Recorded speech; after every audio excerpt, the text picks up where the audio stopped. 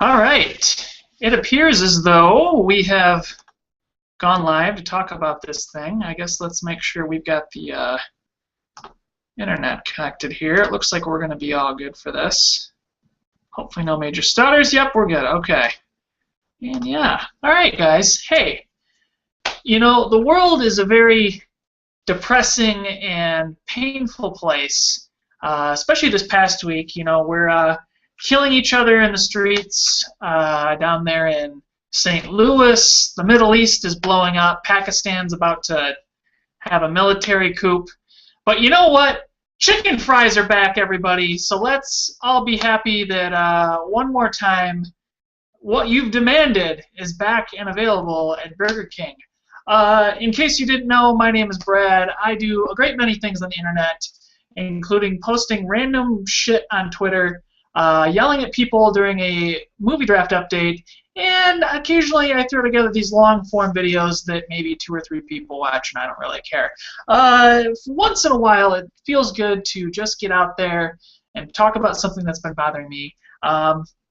As some of you may or may not know, I've been dabbling with the idea of doing podcasting for quite some time, and I feel like, well, what an opportunity to maybe find a topic that I genuinely care about and that maybe you might care about too, and we'll kind of discuss it maybe, and we'll kind of just do some experimenting, I guess. We're going to maybe post it up on SoundCloud and give some people some audio versions instead of just the staring at me bit, because I got an ugly mug and a weird voice, and maybe those two shouldn't be connected all the time. But anyway, before I get into the rant that I want to talk about, which you can see at the top headline here of this whole thing, I will do a summer movie draft update, which all of you have been owed for several days. The key thing is a lot of movies have made money, a lot of movies haven't, and the main thing is here, at least at the moment, that the movie that we thought was going to make the most amount of money going into this week really hasn't. So without further ado, let's get into the rankings here. Jake is still in last place with $237.8 million. Jake had what's he had? He had a movie come out recently. It's this week. He's got The Giver. It's got some really bad reviews. Sorry, Jake. I don't know how much that's going to do for you here at the end. Ninth place is Brittany with $289.3 million. Brittany also has a movie opening up this week with The Expendables. That should bump her ahead a little bit, but I don't know if it's going to push her too high in the rankings. Eighth place is Brian with $306.9 million. Brian has raked in a good bit of money with the Teenage Mutant Ninja Turtles movie, which kind of had a weird, poor reception from critics and an okay reception from fans, but it got fans really excited for the next film, which has already been greenlit, and they're starting production on it right now. I don't know how this is going to happen, but it's happening, so you're welcome, Internet. Things are happening.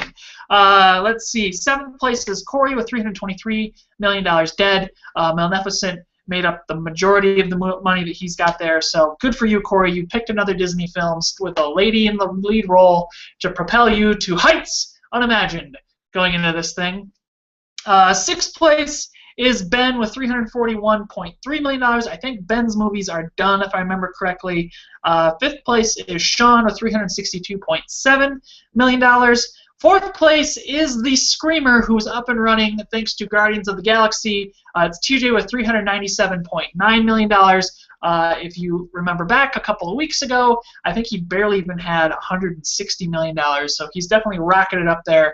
And as I said in the most recent update beyond this one, it's basically going to come down to him and the guy who's in first for who's going to win, and it's going to come down to one movie. We'll also talk about that in a second. Third place is Mark with $439.3 million. Mark is pretty much a sitting duck waiting for TJ to blow by. Second place is Aaron with $443.1 million. Again, pretty fair expectation that Guardians of the Galaxy's got at least another $20 to $30 million left in it, so that position's not going to be safe at the very least for TJ. And in first place, it's still yours truly with $488.4 million. My movies are done. They're over with. They're making a couple bucks here and there. I'm just sitting there as live bait for TJ. TJ does have Guardians of the Galaxy, as I said. He's got Sin City not this week, but the next week.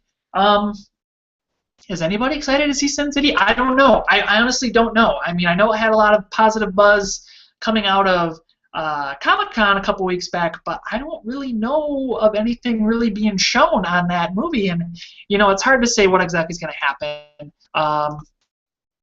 It's anybody's guess. I mean, basically, we'll look at it this way. Sin City has to make somewhere around, what are we looking at? We're looking at, what, $80 million, give or take, $85 million? If it was just Sin City alone for TJ to catch up to me, I don't think that's going to happen. I think that's a really tough sell for a movie that's basically 10 years past its due date on a sequel. Guardians of the Galaxy, I think it's a safe bet. It's got at least $20 to $30 million left. That's a safe bet. But then again, this thing has exceeded expectations. I think we could bump it up to 50. I think we could say, let's say Guardians does another 50. That's doable, setting it at $250 million. I think that's fair. We'll have to see how much longer it runs to maybe get past that, but it's doable.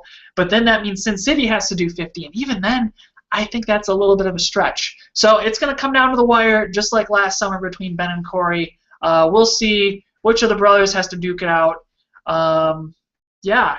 In other news, the winter movie draft will be happening. We're going to be doing it the last week of September. I think it's the 28th, I think, is a Sunday. We'll probably do it then, the week before the first film comes out, which is The Gone Girl, which stars, what's his name? Batman, Ben Affleck. Yeah, that's when that happens. Also, we're going to be doing a team structure. If you have a teammate preference, this would be the time for you to let me know. If you know anybody who wants to start a new team, I know Brian has suggested that one of her friends would like to do it. Everybody's welcome. Right now we're at 5 teams. I think we can support another 2 probably, but we're not going to be doing as many films. We're going to try to keep the team numbers low. We're doing a true draft. No pre-selections, no nothing like that. So it's going to be an all thing, because hopefully this winter goes a little bit better than the summer did. Granted, the summer's been close, and we didn't expect that to happen, but that's partially due to the fact that a lot of movies didn't perform, and that's that. So without further ado, I kind of want to talk a little bit about this whole DC movie thing. I'm going to have a little drink of water here. If you haven't been paying attention, there have been movies coming out. And in these movies, we've had superheroes. What are superheroes? They are our modern mythological expansions on what we wish to be, whatever kind of reflections we have on our society.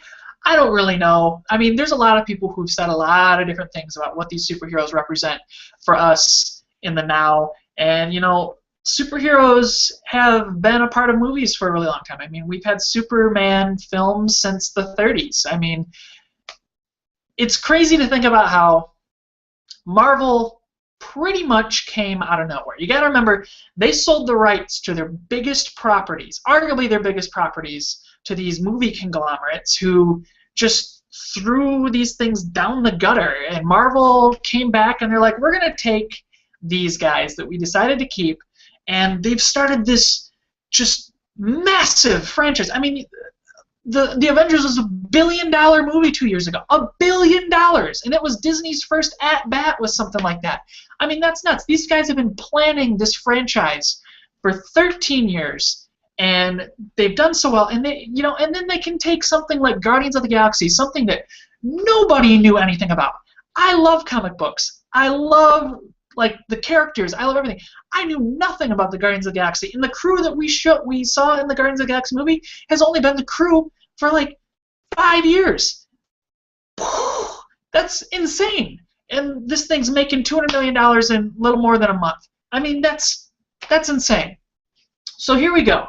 We've got DC, arguably the biggest and most famous superhero catalog that there is. You've got Batman, Superman, Wonder Woman, Green Lantern, The Flash, Hawkman and Hawkgirl, Cyborg, Green Arrow. You've got the whole cavalcade of bad guys that are arguably just as famous as the superheroes.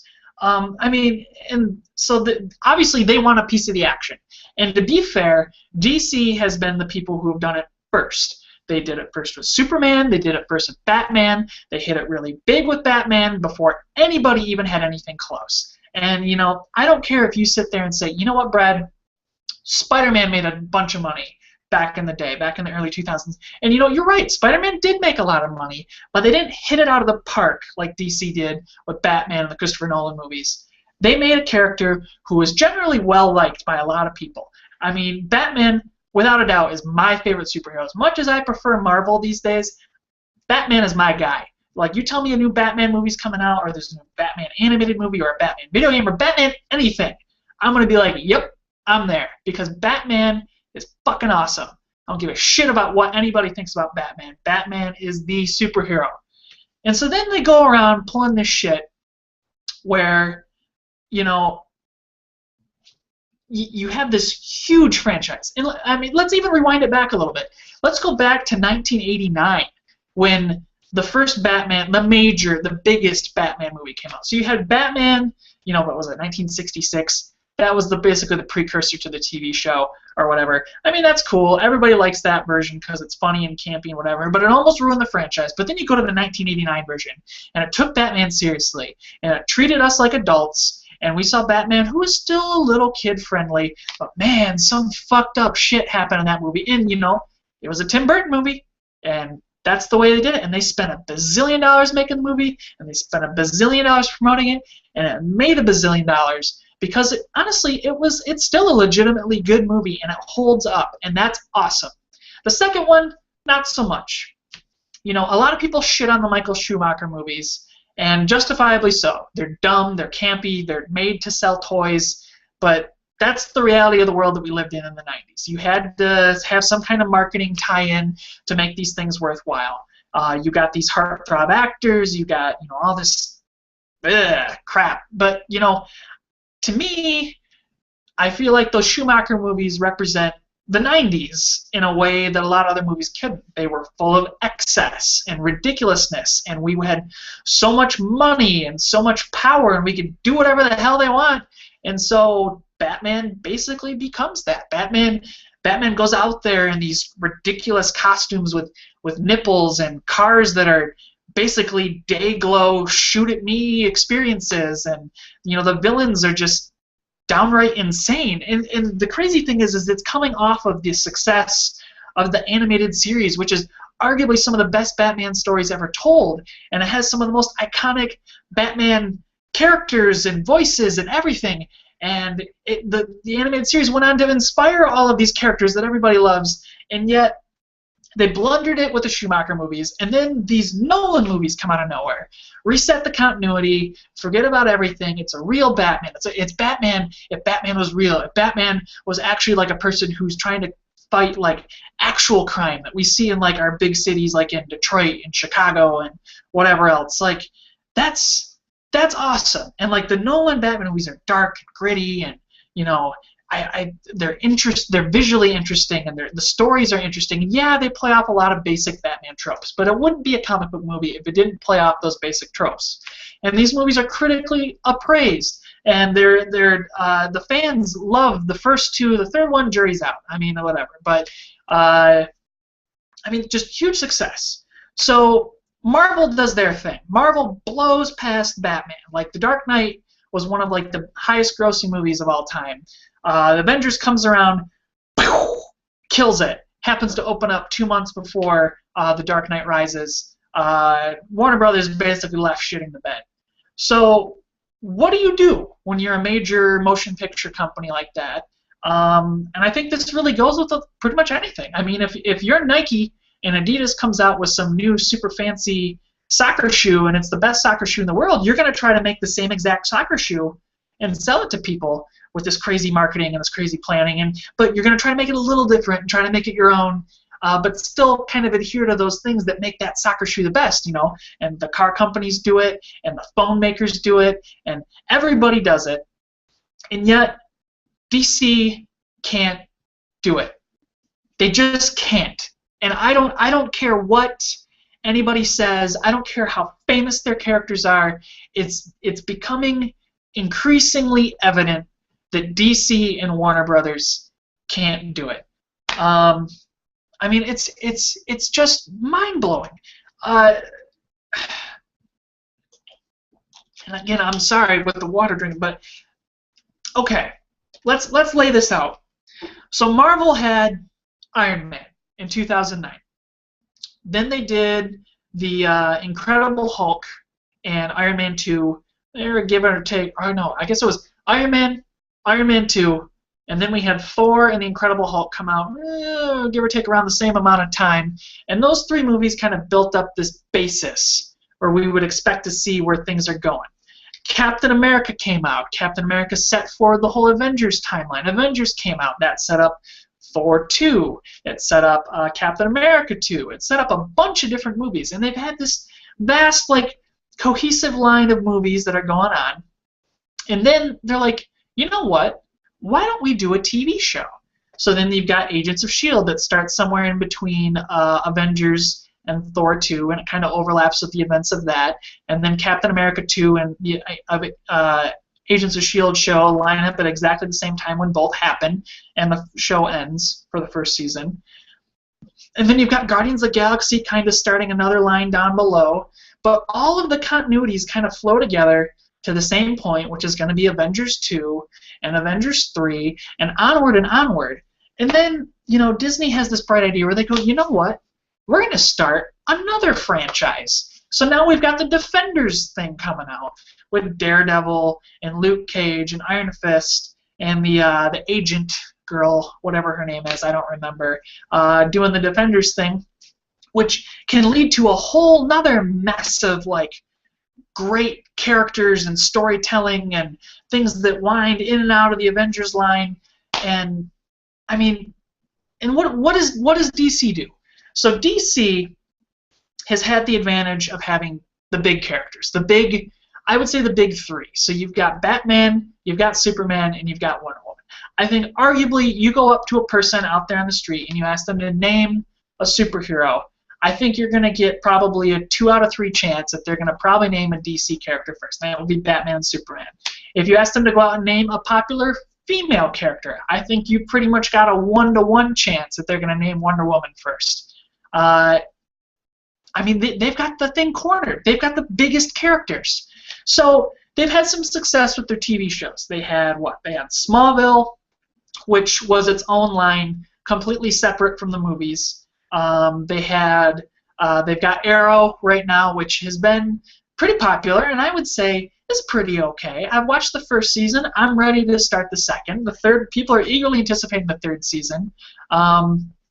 I mean, it's a thing. I mean, it's a popular show with a popular actor doing a pretty good job with a reasonably popular character, or at least building the fan base for this character that, you know, hasn't always been the most relevant of all of the the DC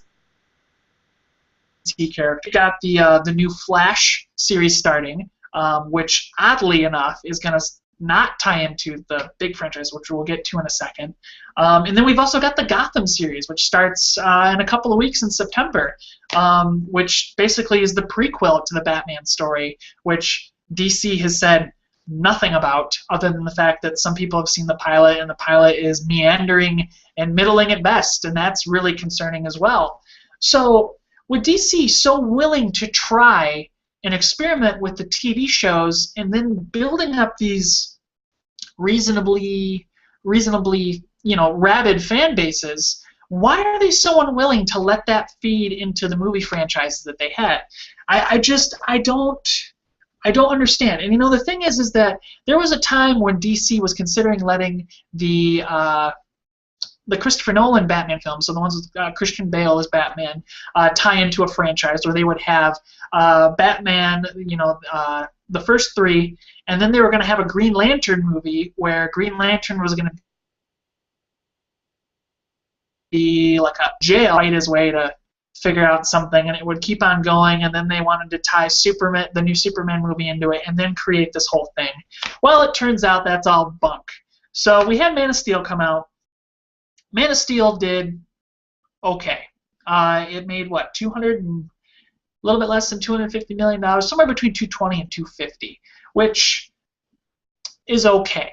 It's not as much as what the Batman films have done, understandably so. I mean, Superman as a character isn't as well liked as what he was, 30 years ago.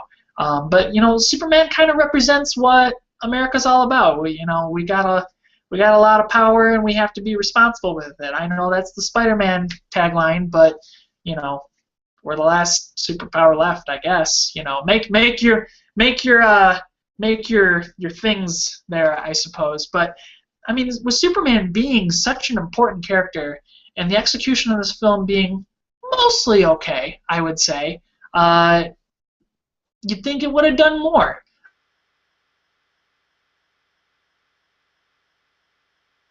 I know a lot of comic book fans, man. People pointed out that this is a Superman movie for Batman fans, which is interesting because DC is basically building their entire franchise around the idea of Batman. So Man of Steel happens. Man of Steel begins to set up this universe where Superman is there first. All right, I guess, sure. So Superman is there first. He basically destroys Metropolis in order to save Metropolis. And now we're supposed to expect this new Batman Superman film to happen. That was supposed to happen next year in the fall, and that got bumped back to 2016 due to who knows what. I mean, I don't really know. They're shooting it right now down the highway 3 hours that way in Detroit, which is awesome. That's great. DC is apparently spending like $150 million shooting it here in Michigan, which, thank you, DC. Thank you, Warner Brothers, for giving us that money to help do some stuff in Detroit and to help people out. And, Ben Affleck is living in Detroit as he's doing this in Royal Oak, which is pretty cool. But we're also giving them $50 million of tax credits to do that, too. So, what's the benefit there? That gets into a whole political thing. I don't really care. I think it's great that people are shooting films here, and we're using Detroit to do more than just build cars and not win baseball championships. So, yeah.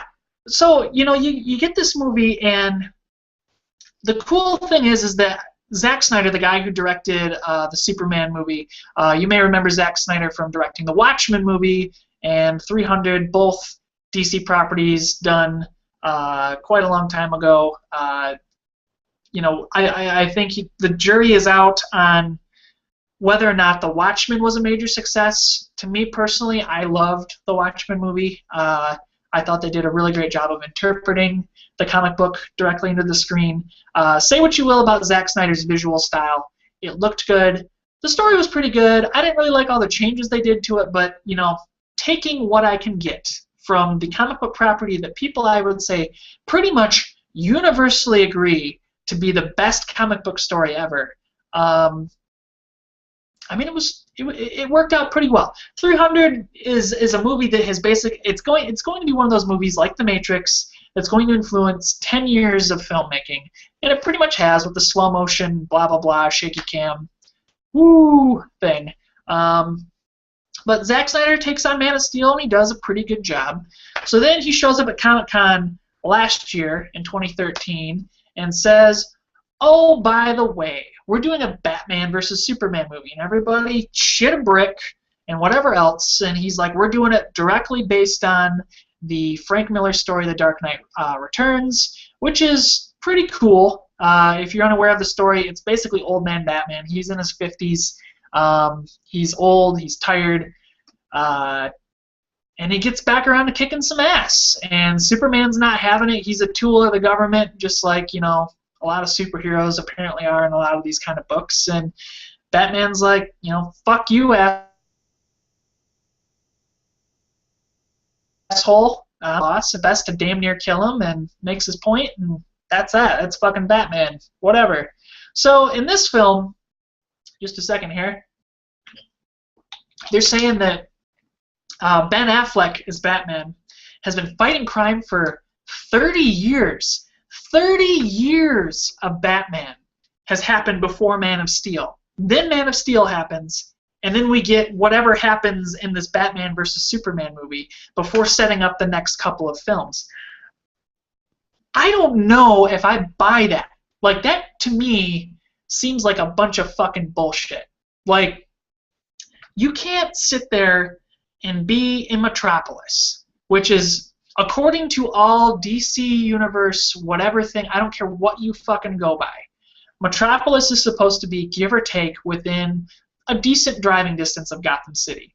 Gotham City and Metropolis are both supposed to be on the coast, give or take Connecticut, Delaware, whatever reason, in between New York and Washington, D.C. So, I mean, okay, so this dude who dresses up like a bat and fights crime has been fighting crime for 30 years in Gotham City. 30 years in Gotham City. And nobody knew about him in Metropolis. Nobody mentions him at all in the movie. Nobody's like, hey, did you hear about that guy in Gotham City doing crazy stuff? What about this guy? He dresses up in blue and red instead of all black. That's crazy. And so Zack Snyder gets out here and he's just like, it's because he's a street rumor. He's a whatever. No, I'm sorry. I'm sorry, Zack Snyder. If this dude's fucking fighting crime, the news is going to be covered. And I know I'm digging into details that don't matter. But this is the kind of shit that sets me off about these DC movies because they're treating us like fucking children. Because if they want to do this right, they got to start doing the fan service. And they got to start doing it right now. And they go, you know what? Batman's been around for a little bit. Yeah, he's a street level guy.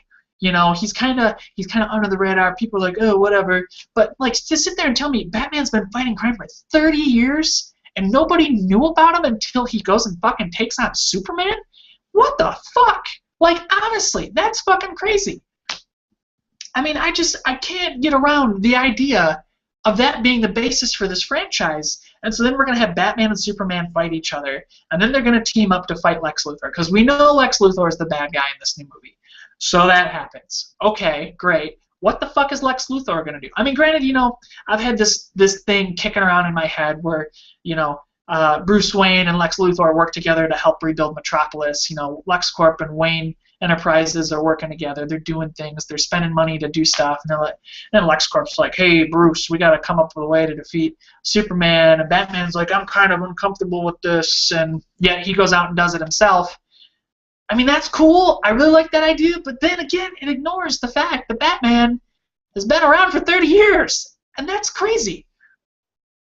So I don't know. I just don't know if I like this idea of Batman just being this old, grumpy guy and Superman being 25, 26, maybe. You know, he's in his mid-late 20s at this point in time by the time this movie rolls around. Okay, yeah. I mean, I think part of what makes the DC Comics interesting is that Batman is usually in his late 20s, early 30s. So, you know, he's got some fighting under his belt. He knows what he's doing. He's not too old to be boring, but he's not too young to, you know, not get shit either. And, you know, he parties and does whatever. And I think we're going to see a little bit of that with, you know, this version of Bruce Wayne kind of being a washed-up playboy who's been in a few too many fights and done stuff, and he's more corporate now. I mean, that's cool, but man, you know, that's crazy. And so now we're starting this Gotham TV show. Is this going to be a feeder into that 30 years of Batman being whatever? And, you know, every time I see this commercial for Gotham stuff, I keep realizing that I'm not looking to see if they're driving cars from the 80s, like, or if they're driving cars from now, or if they're going to have cell phones or anything like that. And if they do, man, that's fucking confusing for people at home. Like, the average viewer who doesn't just go, oh, yeah, this is a separate story. I mean, that's insane that DC wouldn't clean this stuff up. And, you know, the whole problem I have with DC on the whole is that they're not willing to take chances. And I think the biggest chance that they should be taking right now, honestly, God's honest truth, this is me, a Scout's honor, I don't know, they need to take Arrow, the TV show, stick it right into the movie, because they've got a rabid fan base that loves that show, that is passionate about that show, and the characters on that show. Why would you not factor into the movie? I mean, you know, granted, Starling City is supposed to be a little bit closer, maybe, to Gotham, but I guess it's I don't know, Gotham up there, and then Metropolis is a little bit further down, and then you got Bloodhaven, which is over by Gotham, and then Starling City somewhere down there, and then the other one where Flash is from is way out there, Central City. You know, why not? Like, I mean, if we're gonna accept the bullshit in our mind that Batman has been fighting crime for 30 years in Gotham City and nobody gives a shit outside of Gotham, why not have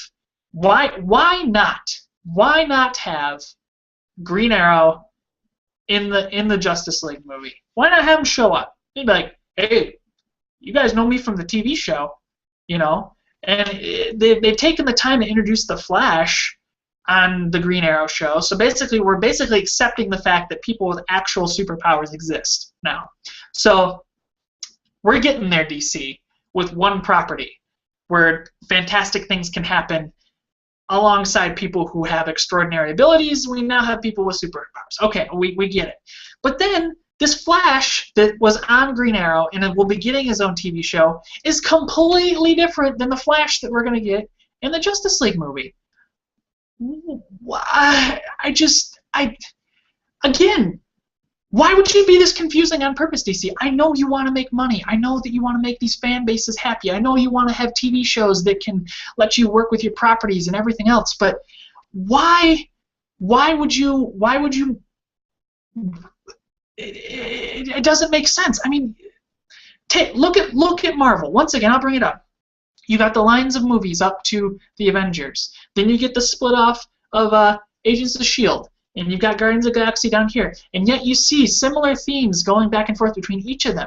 And it's a cohesive universe. And it's all been planned. And it's ready to go. And they're taking their time. They're taking it slow. They're going, you know, let's try this. Maybe a little bit of that. And a little bit of this. And people are like, yeah, we'll take that. Yeah, let's keep on going with that. I mean, they've got the #1 CD in the United States right now. The #1 album is a fucking collection of songs that my parents probably had sex to when they were making me back in the 80s. That's the #1 album. Near enough 30 years later, these songs. Oh my god, that's fucking nuts that Marvel has this much power to do this shit. What? Like, and yet DC can't get a fucking TV show and a movie to line up correctly. How on earth can we be responsible comic book fans and allow DC to just sit there and keep making these stupid decisions? So let's just forget the whole continuity issue for a second. Let's go back to Batman Superman. So Batman Superman, when it was originally pitched to us, was going to be Batman versus Superman. And then they threw on the subtitle Dawn of Justice. Justice League is going to happen because, god damn it, they got to catch up with Marvel now, who's already got the Avengers going on.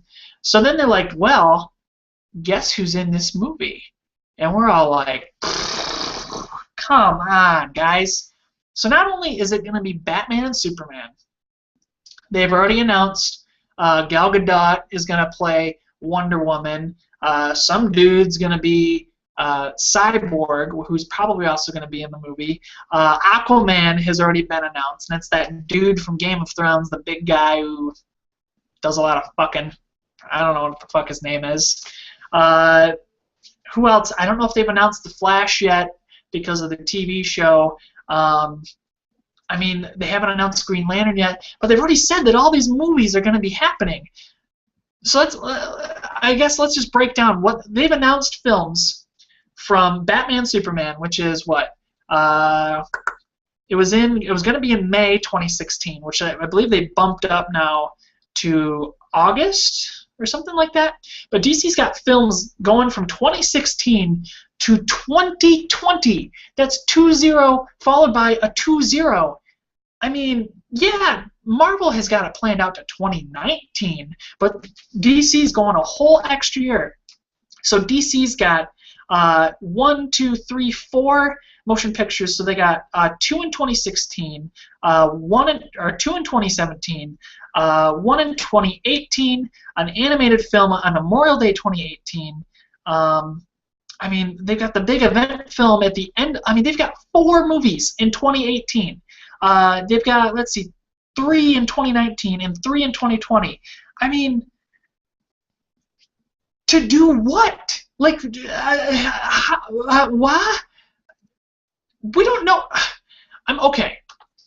A lot of people have said, let's start ignoring origin stories. Unless you're introducing a brand new character, do we need an origin story? With Batman, I would say we pretty much got it covered. Superman, yep. Flash, I would say needs an origin story. Green Lantern, I don't think we need another one. We saw that Ryan Reynolds pile of shit happen a couple years ago. Fuck that. We don't need that. Just some pilot who's got a ring. Cool. Get it over with in the first 5 minutes of the title sequence. Done and done. Wonder Woman, I would say, needs an origin story. She needs her own film. There's no reason why she can't have her own film. With Marvel kicking around the idea that Black Widow should get her own film, there's no fucking reason why Wonder Woman shouldn't have one. In fact, it's a goddamn shame that Warner Brothers won't admit that they're doing their own goddamn film. That's just, it's a fucking travesty. So there's that. Cyborg, who the fuck knows about Cyborg? I mean, for God's sakes, up until like a year ago, the only way I even knew who the fuck Cyborg was is because of the 1970s, what do you call it, Super Friends show. And he's like, oh, I'm Cyborg, and I can jack into computers with my jack fist shit and guns, and we got a big red eye. So who the fuck cares about Cyborg? And now the news came out earlier this week, or I guess it was within a week.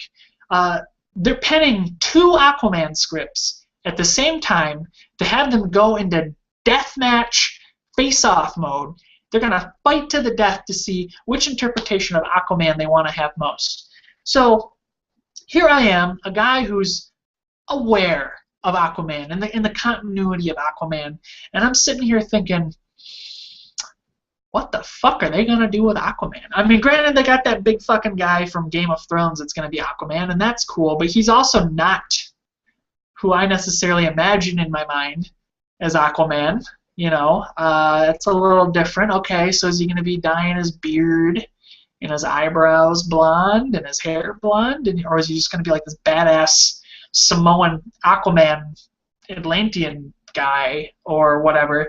You know, which are we going to get Aquaman with a trident hand, or is he going to be a regular two-fisted benevolent king, or is he going to be a comedic relief kind of Aquaman, or like what? Like, and then again, like, we have to deal with the cognitive dissonance of being able to take Batman, who's supposed to be gritty and realistic, and this version of Superman that's now somehow gritty and realistic, and then this version of Wonder Woman that's going to be gritty and realistic, and then we got some fucking guy who comes about and is like, hey, stop mistreating the fish and shit, and by the way, I can talk to fish.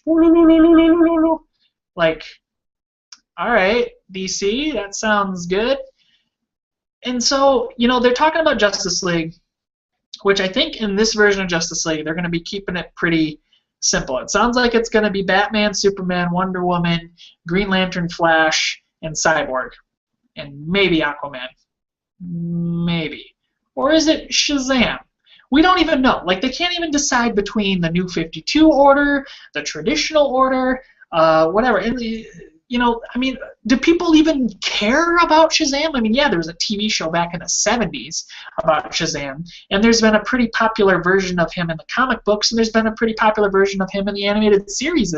But to the general public, is Shazam even anything? I mean, it's not like it's daring like Guardians of the Galaxy, where you go out and you've taken this property that nobody honestly knows anything about and make it popular with, you know, vintage music and funny actors and everything. I mean, are we going to be able to take Shazam seriously? I mean, yeah, you know, there's a lot of rumors about The Rock being Captain Marvel, and that would be really cool, I think. But at the same time, I don't know. I mean, are we going to buy this little kid getting struck by lightning and turning into The Rock, and then The Rock talking like a 12-year-old kid while standing alongside Ben Affleck as Batman and Henry Caviezel Robble Bobble Deeble Derber as Superman? I mean, who knows? I mean, DC, you gotta... It's fucking circling the drain. Like, they're too scared to not make a move and try to beat Marvel, and yet they're too afraid to take the kind of chances that Marvel's willing to take to make movies that I mean, to just sit there and think about Guardians of the... I mean, I brought this up earlier, but Guardians of the Galaxy has been a comic that has run since, what, the late 60s, early 70s. The roster has changed quite a bit over time. The current roster that we have has only been around for 5 years or so. You know, there's a talking tree and a talking raccoon who shoots guns. That's basically what Marvel came in and said. We're going to do this. We're going to bring in the cosmic aspect with this thing. And Disney goes, we trust you guys. Here's $200 million. You guys want to make a movie? Sure. And this guy, Tim Gunn, goes out there and he creates this amazing movie. I mean, for God's sakes, Michael Rooker, who has been like a character actor for the last 30 years, comes into this thing, nicest guy on the planet, as I understand it. You know, he comes into this thing. He's like a main, like, headlining character, and he's going to be in the second movie as a headlining character. And this movie just takes off, and yet we can't even fucking make a Wonder Woman movie happen. We can't do a Superman movie right. I'm sitting here shitting my pants about a Batman movie not happening the right way. I mean, it's unfathomable. And, you know, I get the fact that DC and Warner Brothers wants to bank on properties that are safe. I get it. That's all right. I get the fact that they want to bank on directors that are safe. Okay, I mean, Zack Snyder's got a track record. He's done some superhero work. He's passionate about the properties. That's great. When you're not willing to take the chances to make it a big franchise, and they're not willing to trust us as adults, to respect the properties, to just have fun, to make a movie that's, you know, big and explosionally, while at the same time, you know, has color in it, for God's sakes. I don't know what to say. I mean, Batman is absolutely my favorite superhero. Hands down, no question. As much as I love Marvel, and I love Hawkeye, and Captain America, and Iron Man, and everybody else, as much as I love Marvel, and how they've done everything just right, and they're like, hey, we got this new comic book coming out. There's also a movie. Would you like to buy it? And I'm like, yes! Yes! Like, that's the kind of reaction that DC should be having with all of this stuff.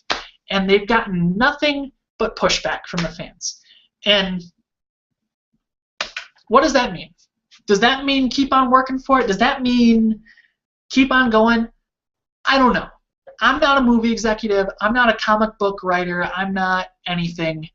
These guys have the characters. They've got the American gods. They've got the people who are up on top of, you know, Mount whatever it is in Greece where Zeus and everybody lives. You know, they've got those guys. Marvel's somewhere down here with their characters, and I think people find that really relatable, and that's great. But these are the big shots, and they can't even fucking pull it off.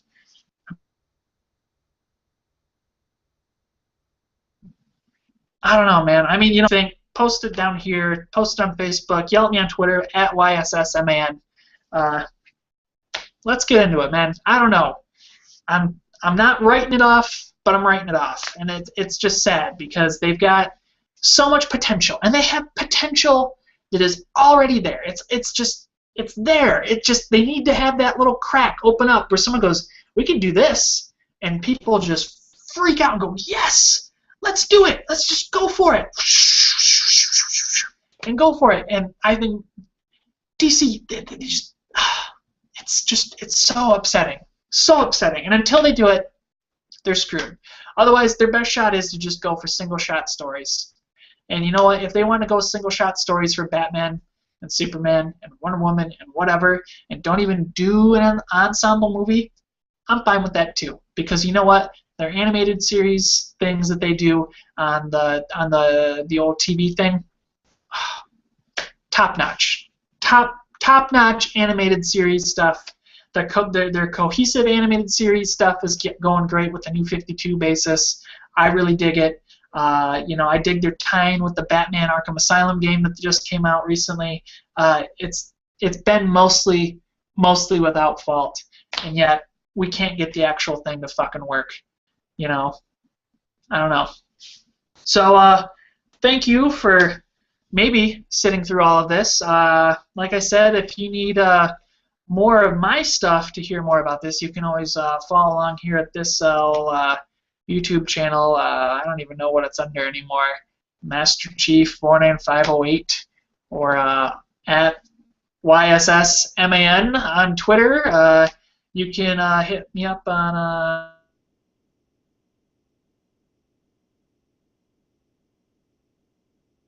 well, there's Tumblr bills. That might be right up your alley if you're interested in things like that. Yeah, I'm looking forward to doing more of these every once in a while. This has been something that's kind of been built up inside me, if you couldn't tell. And I think this post about Aquaman the other day, and all this money that's being spent on the Batman movie here in good old Michigan, it just kind of leveled up a little bit, and yeah.